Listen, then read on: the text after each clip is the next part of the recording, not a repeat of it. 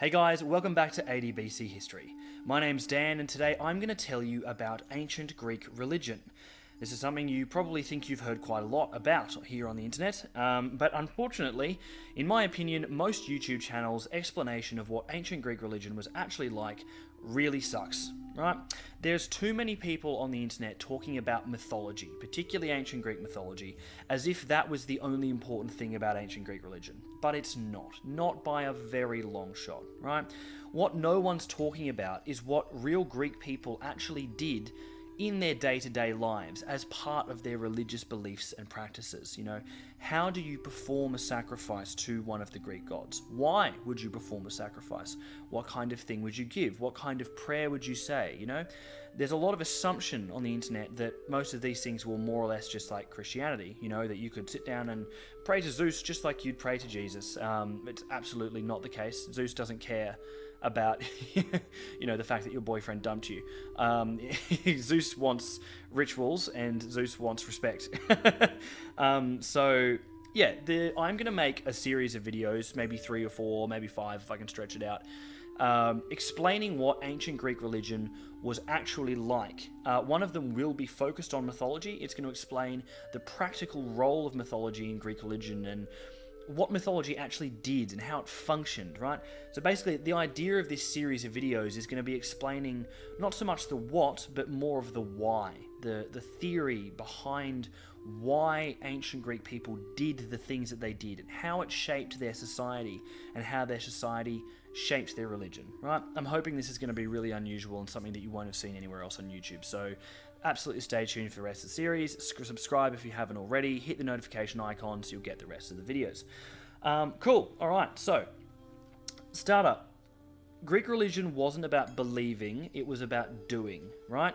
In this modern world that's dominated by monotheistic religions, which are what we call religions that have only one god or one main god. We can sit and argue forever whether Jesus is also a god and whether the Holy Spirit's also a god, and in fact wars have been fought over that.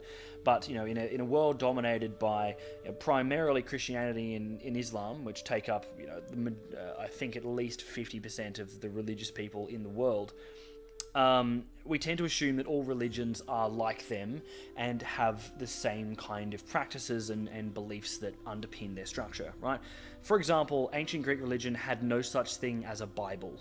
There was no book that you went to in ancient Greek religion to find out what you were supposed to believe, right? That's going to be the main topic of next week's video because, or the next one in the series on this, which will, I guess, probably come out next week. Because there was a great deal of regionality in ancient Greek religion, in that you could go between different places in ancient Greece, and what they believed differed substantially, and that was totally okay. You would have never had a Spanish Inquisition in ancient Greece, right? Going around regulating what people were or weren't allowed to believe, right? Ancient Greek religion was a religion of doing, not a religion of believing. The main focus wasn't on whether or not you believed in the Greek gods, it was whether or not you undertook the necessary daily and monthly and annual activities in order to perform the religion, right? So religion for the Greeks was an action, not a thought, right? You could sit there and think about how much you love Zeus all freaking day long, but if you didn't go and perform the right rituals and sacrifices, Zeus would still rain hell upon you, right? Zeus doesn't care whether you believe in him or not. None of the Greek gods really cared whether you believed in them or not, right? And in fact, most Greek people believe strongly that, it doesn't really matter whether you believe in the gods or not, because the gods believe in you, right? So if you don't... adjust my microphone. If you don't worship the gods at the appropriate times and, go to the appropriate festivals and do all of the things that I'm going to explain to you today and over the course of the next couple of videos, the gods will make your life horrible, right? Whereas in Christianity, whether or not you go to hell is solely arbitrated by whether or not you believe in God. Right? You can actually be a terrible... this is in the Bible. You can actually be a terrible person and break all of God's rules and commit all of these sins and blah, blah, blah, blah. But as long as you accept the existence of God and accept salvation and do all of these things, you will still go to heaven.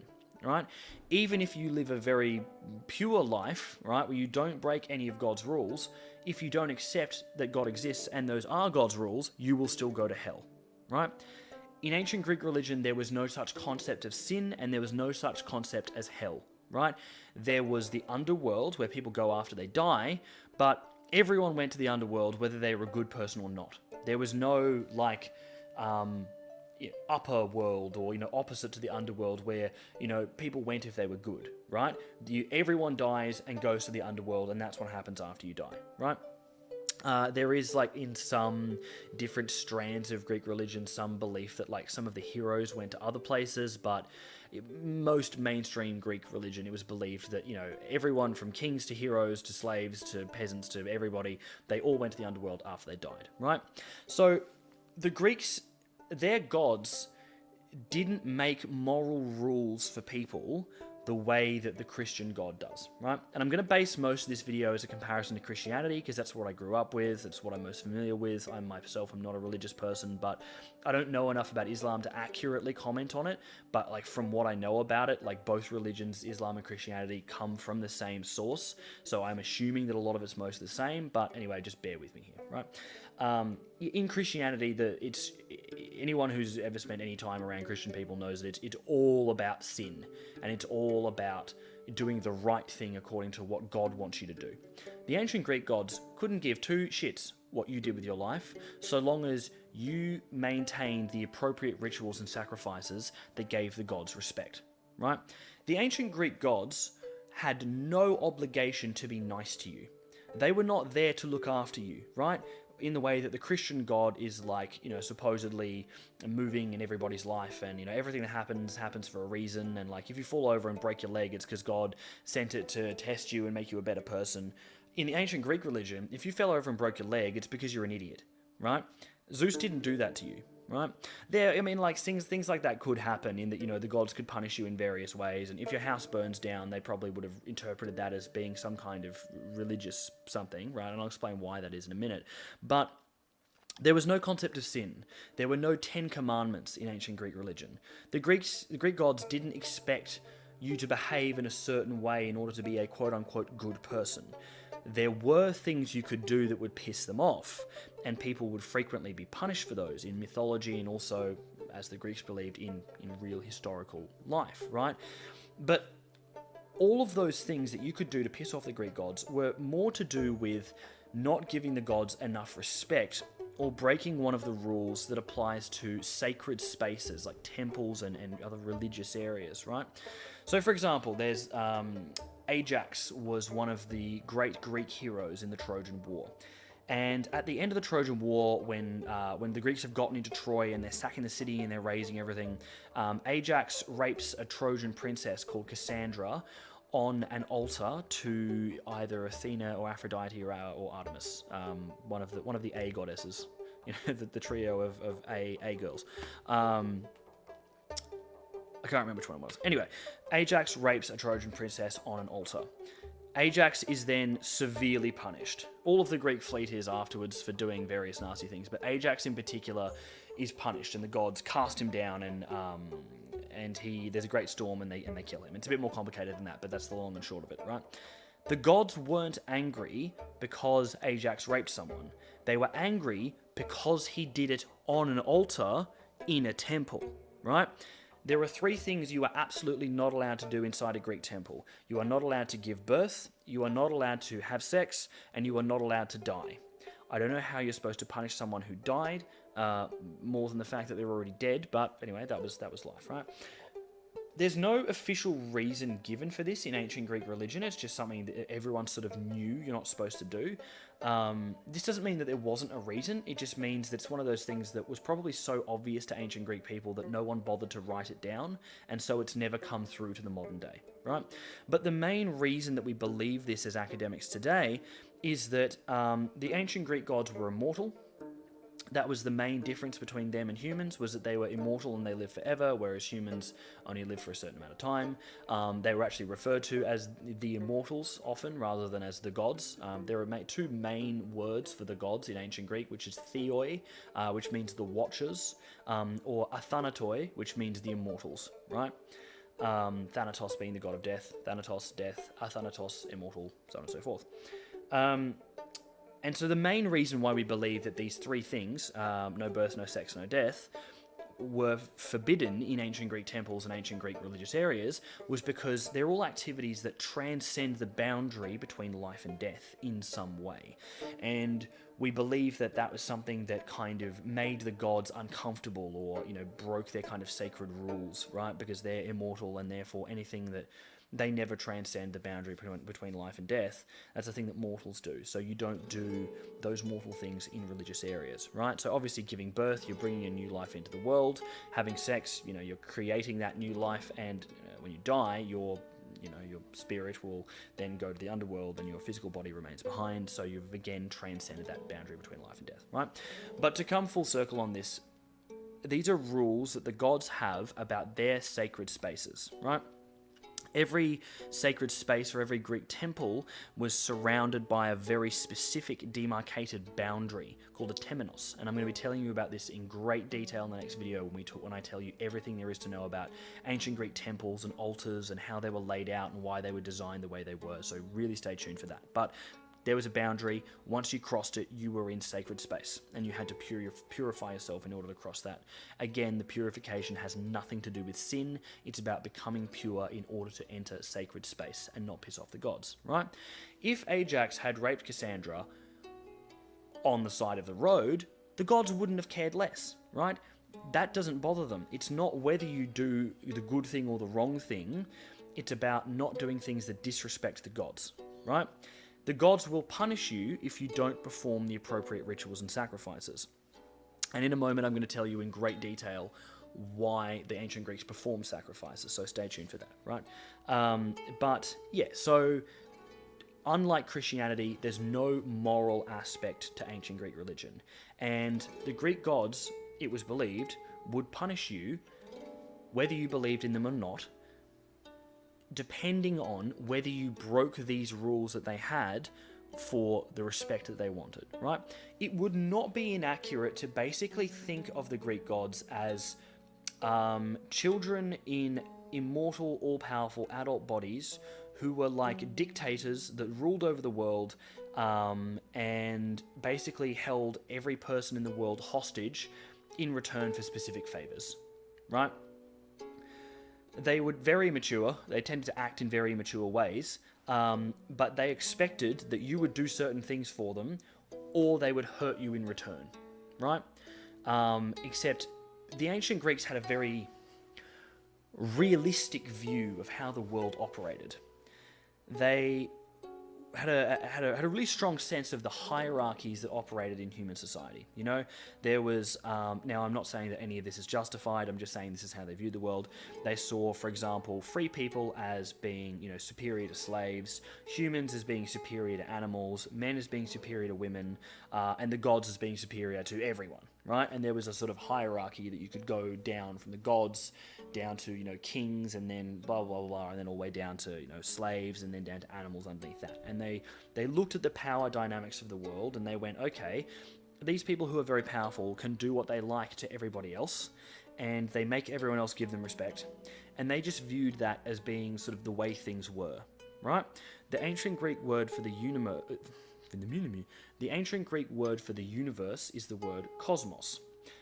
As you've probably heard, back when Stephen Fry released his book Mythos, there was like 40 million YouTube ads about it, and it's like, I think it's the first line in the book is like, the ancient Greek word for universe is cosmos, and then he goes on to explain it, I'm sorry Stephen Fry, but quite poorly, because the word cosmos also means order, an arrangement of things, right?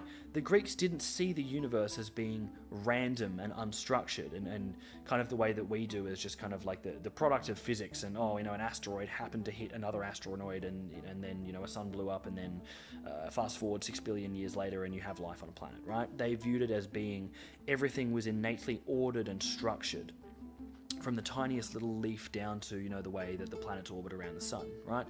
And that was summed up in this word cosmos, right? So the same word is used, for example, for formations of military soldiers on a battlefield. When they're all standing in ranks and lines, that's a cosmos.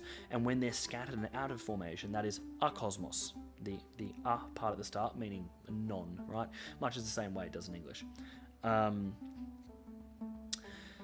So they view this hierarchy of power as being part of the innate structure of the universe. It was something that was just simply the way it was, right? The gods were more powerful than humans and had the right to demand that humans did certain things for them simply because they were more powerful. And that was just something that was just the way it was, right? They viewed that the idea of everyone being equal would have never existed in the ancient Greek world, right? They wanted all citizens to be equal, for example, and all have equal voting rights in the assembly in Athens, for example. But even then, different citizens, some of them were richer, some of them were poorer. There were different property classes. This idea of true equality between even all humans, or between gender equality, or obviously the idea of not having slaves would have been ludicrous to ancient Greek people. They viewed this power hierarchy and this dominance hierarchy as being an innate part of the universe, put there by design by the gods who created the universe. Not the main gods that the Greeks actually worshipped. There were other gods that were sort of further back in mythological history, and I'll make a video about that at some point. Anyway, so that's why when the Greek gods are essentially holding everyone at gunpoint, saying, okay, you have to sacrifice huge amounts of valuable stuff to us all the time, or we will come along and ruthlessly crush you, they viewed that as totally okay, right? You can actually apply some of the same thoughts to Christianity if you think about the fact that God brings all these people into the world and then basically says, do what I want for the rest of your life or you're going to hell. He's also sort of a bit evil. But anyway, it would not be far wrong to consider the Greek gods as basically being these like giant, all-powerful toddlers who stomp around doing whatever the hell they feel like and having emotional tantrums and squishing things when they don't like them, right? Now, a moment ago when I said the ancient Greek gods had no obligation to look out for you, this doesn't mean that they didn't sometimes favour particular cities or people or heroes or so on and so forth, right? In fact, they did this quite regularly. There was just no moral obligation for them to do so, right? So the by far the best example of this is the Trojan War, which split the Greek pantheon pretty much squarely down the middle. Some of the Greek gods favoured the Greeks, some of the Greek gods favoured the Trojans. Why the Trojans, who are supposedly foreign, also worship the Greek gods is a matter of some debate. We basically put it down to lazy storytelling, or the fact that ancient Greek people, in the time of Homer, the Greek world was very small, and they just sort of assumed that, our gods are obviously real, and therefore everyone else must worship them as well. But some of the gods, like Athena, favoured Achilles and favoured the Greeks, and other gods, like, who was on the other side? Aphrodite and Ares were on the Trojan side, and I think Apollo was on the Trojan side as well. And they interceded and took action on behalf of the Trojans and tried to make the Trojans win, right? But that was purely by choice. This is the kind of games that the gods play. They do it because they can and because they're bored and they don't really have much else to do up there in Olympus. There's only so much partying and feasting and sleeping with someone who's not your husband that the Greek gods can do, even for Zeus. Or sleeping with someone who's not your wife, in the case of Zeus. Poor old hero. They did this as a sort of form of entertainment, right? They could choose a city, like Athena obviously chose Athens, right, to particularly look after. This usually is attributed to the Greeks believed that at some point in their the distant past, that the Athenians had done something particularly great for Athena, and so she kind of flew down. And there's lots and lots of different myths, like apparently Athena, first grew grapes and first, invented the olive tree and all this other stuff, and first made wine in Athens and so on and so forth. And when I do the mythology episode, I'm going to tell you about how history creates mythology rather than the other way around, and how, things happen and then the Greeks sort of retroactively create stories to justify things that have already happened, and that's how mythology forms, right? These stories don't come out of a vacuum. But yeah, so the Greek gods could favour particular individuals. They were under no obligation to. Whereas the Christian God, by the words that are in the Bible, he sort of he claims to be looking out for everyone all the time. And whenever something good happens, it's because he wanted something good to happen to you. And whenever something bad happens, it's because he wanted to test you or something, or whatever. But yeah. And just quickly before we go on, I'd like to thank my friend Faria Faraji, who created the beautiful music that you're hearing in the background of this video. It's authentic ancient Greek and Roman music, written using the instruments and the compositional methods that ancient Greeks and Romans actually used to make their real music. So what you're hearing right now, you like realistically could have heard in a symposium in Athens or at a dinner party in Rome, right? So thank you so much to Faria for making this beautiful music for me, and please check out his YouTube channel using the link in the description down below. Cool, so let's talk about the concept of reciprocation, which is the main mechanism that underpins the actual practice of Greek religion, right? This is why sacrifices are performed, and it's encapsulated in the Latin phrase do ut des, which means I give so that you may give in return or in future, it's sort of implied. By the way, pretty much everything I'm going to tell you about ancient Greek religion also applies to ancient Roman religion. There are a few details that are different, particularly around the temples and stuff, but all of these ideas of like, what the gods were like and them not really setting many moral rules for people and, favoring specific heroes and particularly the mechanism of sacrifices and the idea of there being order to the universe, all equally applies to Roman religion as well, because the two are very similar, not the same, definitely not the same. Actually, that's a really great idea. I need to put a video in this series ranting about how Greek and Roman religion are not the same.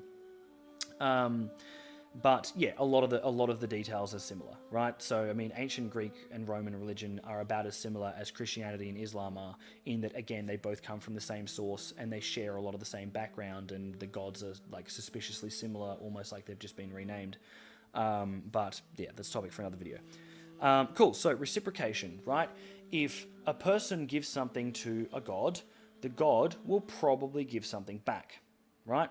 If a god gives something to a person, the person should really, really, really definitely give something back, or the god will be angry and will make their life hell.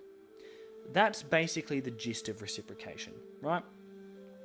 The Greeks believed that most of the things that happened in the world were caused by one kind of god or another. There were many, many, many different gods in the Greek religion. The 12 Olympian gods that lived on Mount Olympus, obviously the main ones, but in different Greek cities they couldn't even agree on who those 12 gods were. Hestia pops in there sometimes, isn't included in others, so on and so forth. But the reason why the ancient Greeks gave sacrifices was essentially to persuade / blackmail the gods into giving something back, right?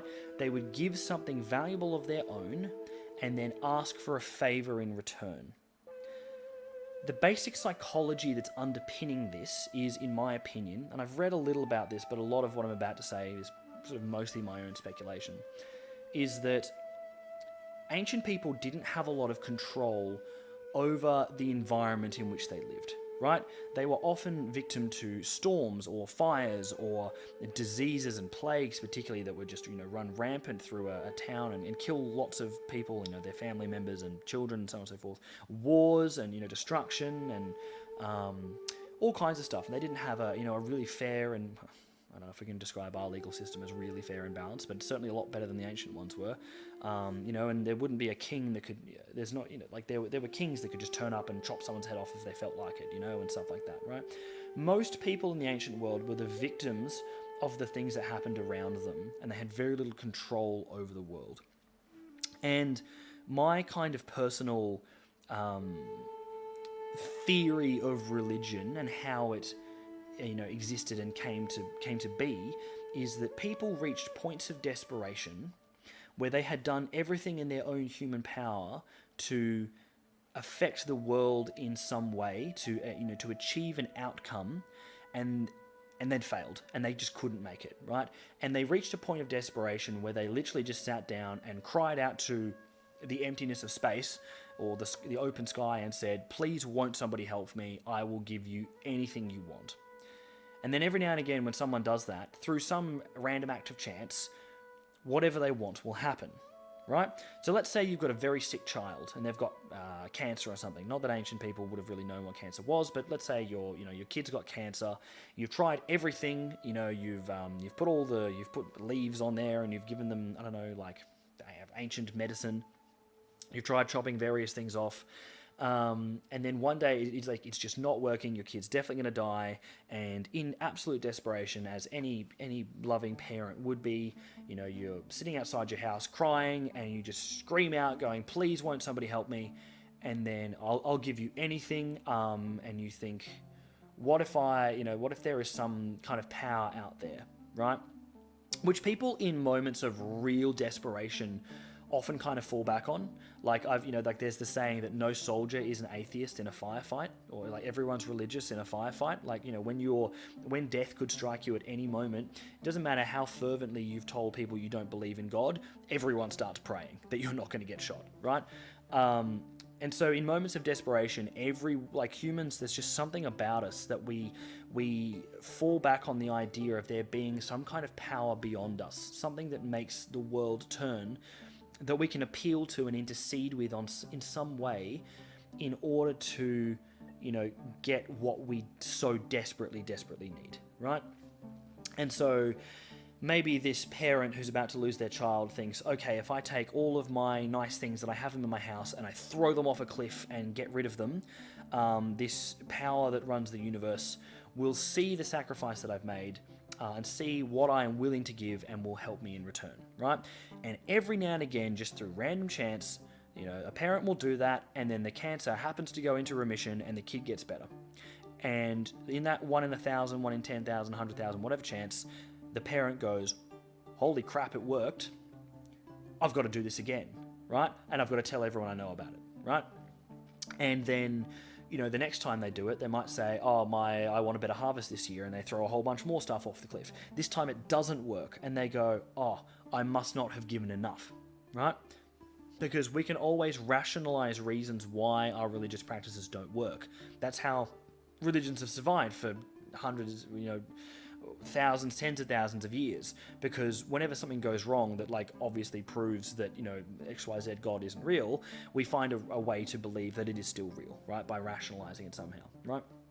And so I think that over time enough people would have done this and had these kind of miraculous moments where their moments of desperation are solved in return for something that they gave, that it turned into a practice, and we started giving names to these divine powers. And if you add that to the fact that in a society with no artificial lighting, you walk outside and you can see the entire Milky Way in front of you in the sky. And surely there is no one small-minded enough in this world to not lie down on the ground and look at that and think, my God, that is stupendously, wondrously amazing. Where did all of that come from, and how did it possibly get here? And also, why does the sun rise and the sun set, and why do volcanoes erupt, and why does my child have cancer? Why me and why not someone else, right?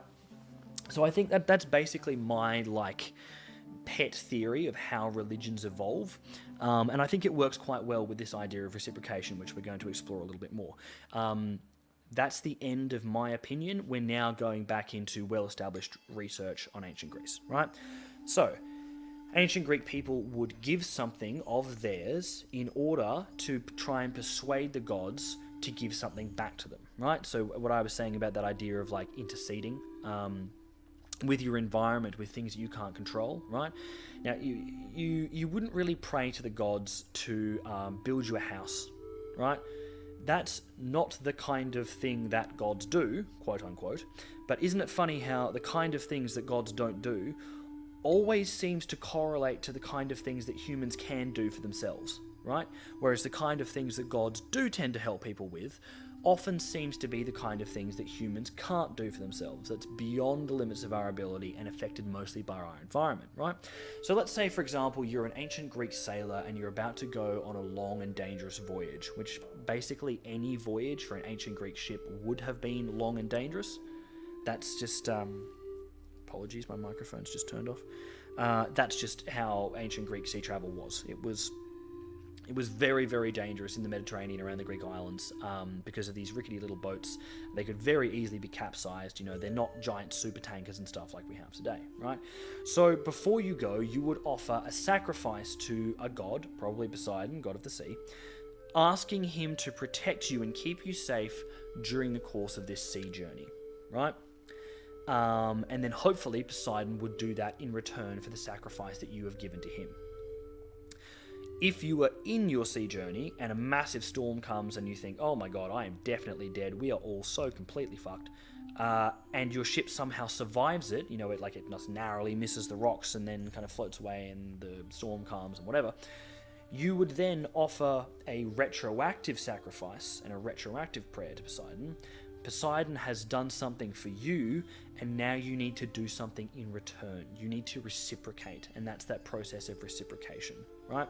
Where the power imbalance comes back into it is that when a human does something and the god doesn't answer, probably because the gods aren't real, but because what the Greeks thought, it would be because you didn't give enough, or you didn't do the ritual right, or you didn't do the sacrifice right, And I think for that same reason, in terms of rationalization, the Greeks and many other ancient religions in the world developed an obsession with rituals and doing everything exactly the right way, and saying the right words at the right time, wearing the right clothing in the right place, and with the right equipment and tools to perform a sacrifice, and so on and so forth. Right?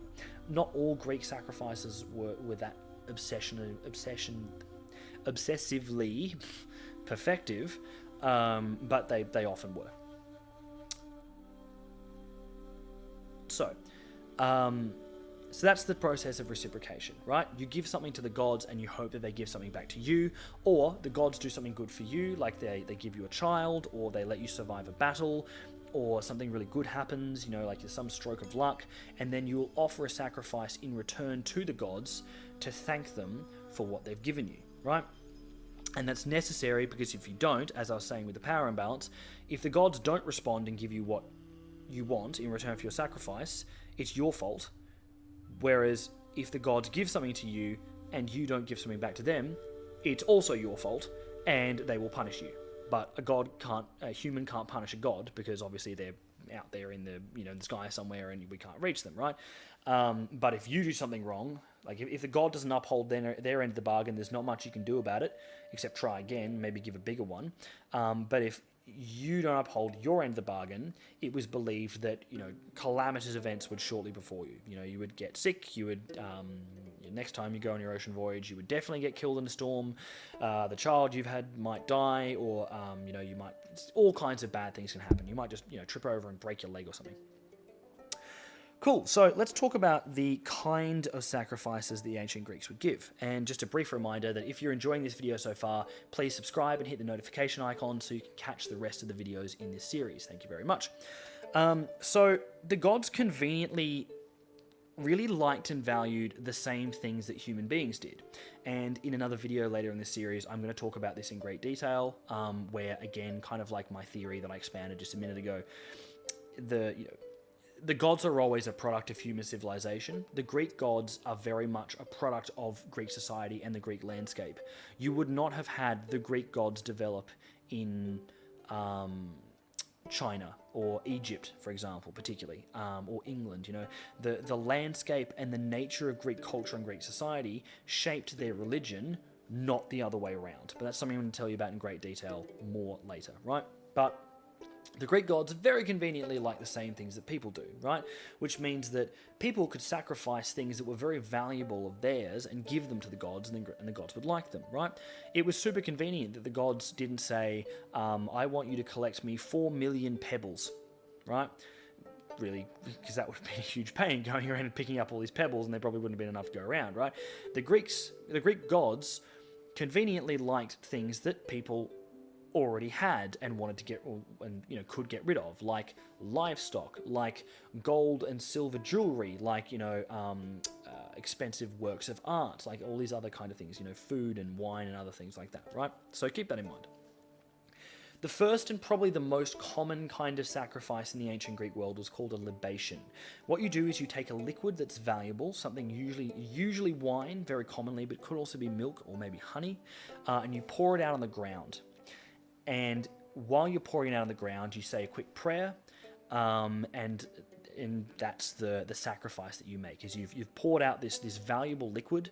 Notice it's not something like water that you can just go and get more of. It's wine or milk or honey or some other kind of agricultural product that would have been worth money, or that you can consume, or that that you didn't just have a lot of lying around, and it was worth something, right?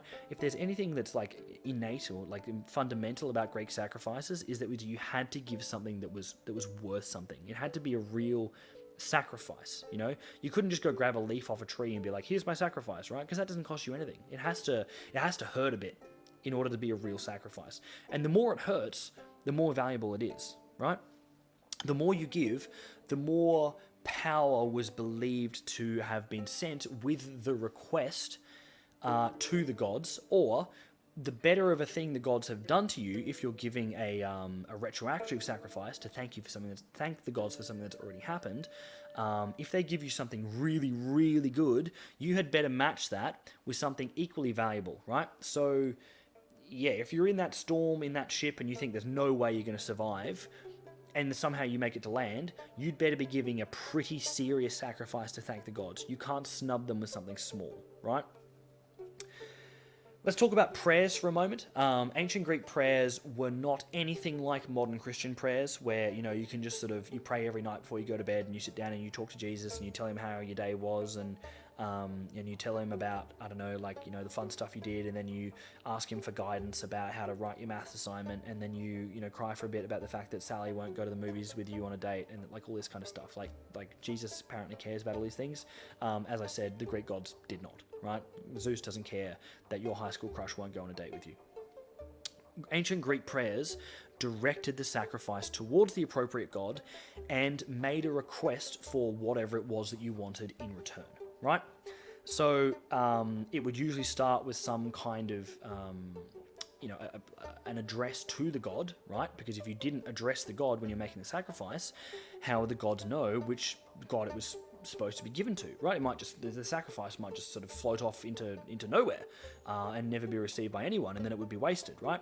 So you begin by addressing the god specifically by name, probably with a series of names.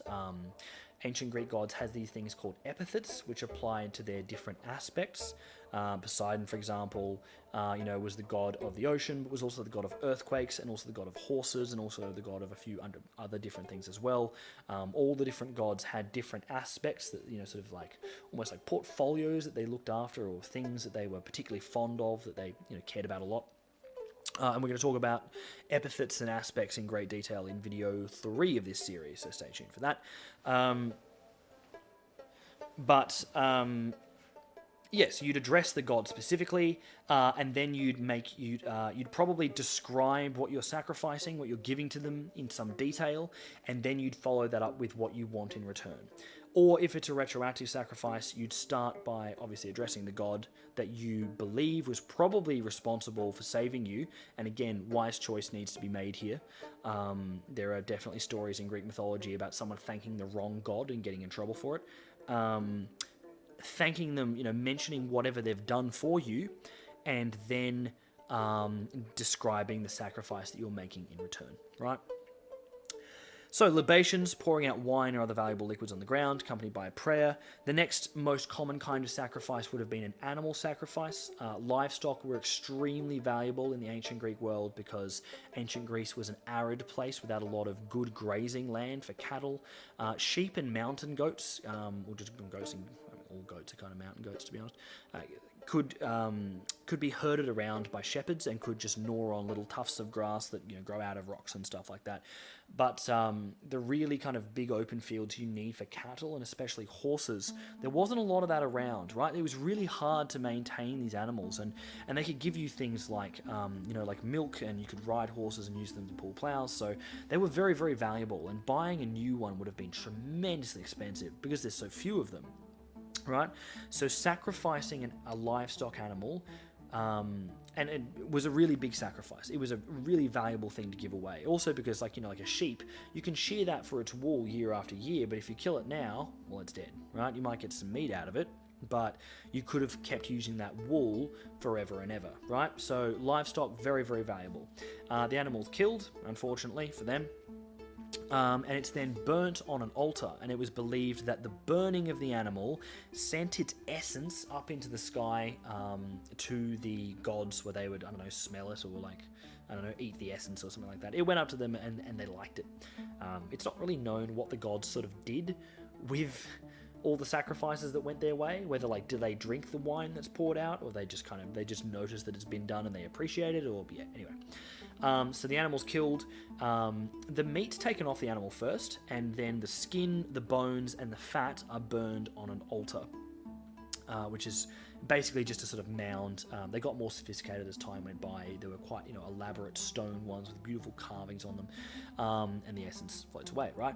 The meat is then distributed afterwards, and actually there's a myth about Prometheus and Zeus, where he tricks Zeus into accepting the shit parts of the animal, which is the bones and the skin and the fat, and gives the meat to the humans, and that's the explanation for why that was, right?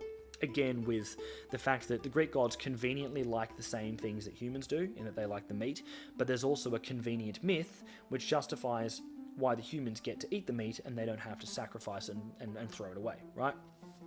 The meat from these animals is then eaten afterwards at a kind of banquet or meal. Ancient Greek religion operated on a lot of different levels, from individual families to villages to larger communities to whole countries and nations and city-states like Athens. And the size of the sacrifice was relative to the size and wealth of the community that was offering it. And the banquet that followed would have been commensurate with that as well, right? But let's take a big civic festival, like a big sacrifice in Athens, something really, really big. They probably would have sacrificed maybe 100 cattle, and then all the meat and all of the organs would have been put into giant pots and stewed, and then distributed out to everyone who was attending the sacrifice and the large religious festival that would have followed, right? And the sacrifice would have been part of a religious festival that went for a day or possibly multiple days, and there are all kinds of different traditions and little things that you do at specific festivals on specific times. I'll tell you more about that in a later video. This would have probably been one of the only times that most ancient Greek people actually got to eat meat, because again, animals were so expensive and so hard to raise, right? Most people would not have been able, apart from fish, seafood was pretty common. Greece, because it's so complicated, the shape of it, very long coastline, a lot of people living on islands. Fish was fairly easily accessible for most people. You don't have to raise fish, they raise themselves in the ocean. You don't need land for them because they're in the ocean.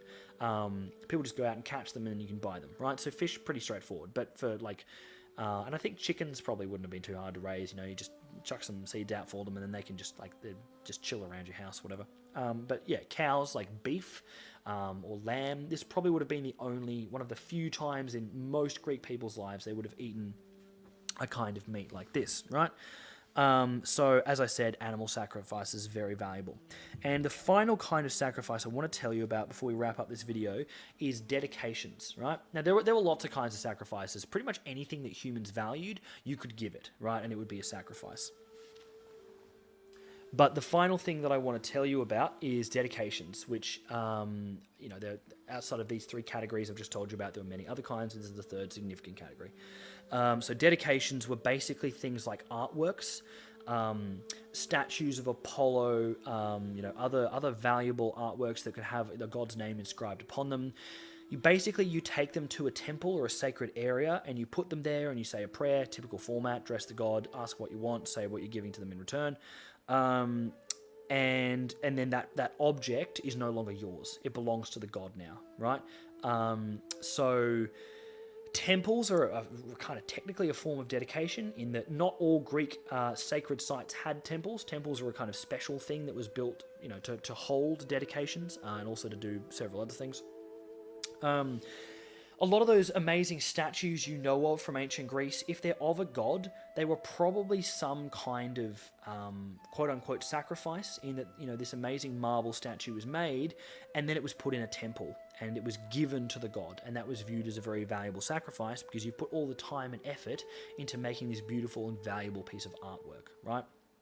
And these could range from little trinkets that people could buy or make themselves to, as I said, very large and valuable things.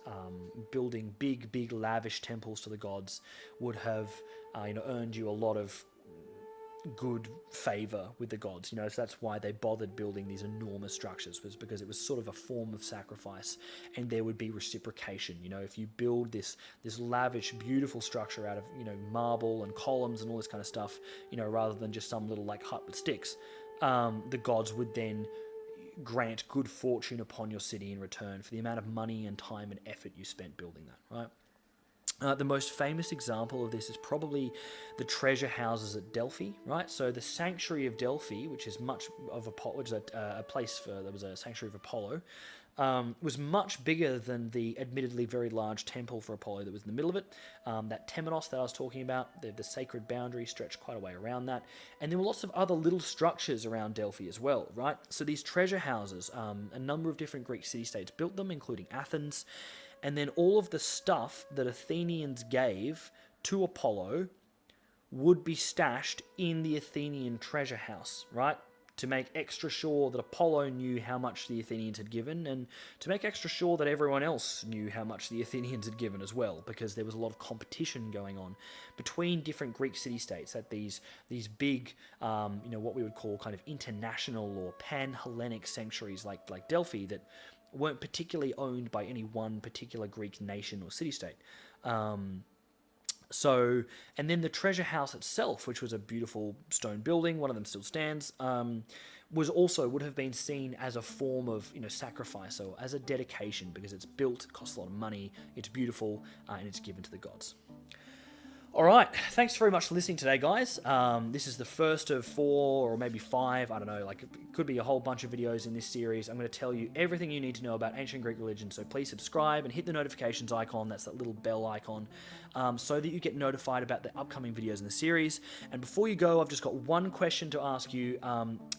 I want to know, as the viewer, do you prefer it if I release all the videos in a series back to back, or do you want me to break them up with other videos on other topics in between, right? Because I'm aiming to do 2 videos a week, so if I do 5 or even maybe 6 videos on this topic, that's going to be the next whole 3 weeks of this channel, right? Or do you want me to stretch it out and do a video on it, so do one Greek religion explained video, then something about Rome, then another Greek religion explained video, then something about, Egypt or whatever, and break it up? What's your preference? Please let me know in the comments down below. Anyway, my name is Dan. Thanks very much for watching this My name is Dan. I'm not editing that out. I can't be bothered. My name is Dan. Thanks for watching this episode of AD BC History, and I'll catch you in the next one.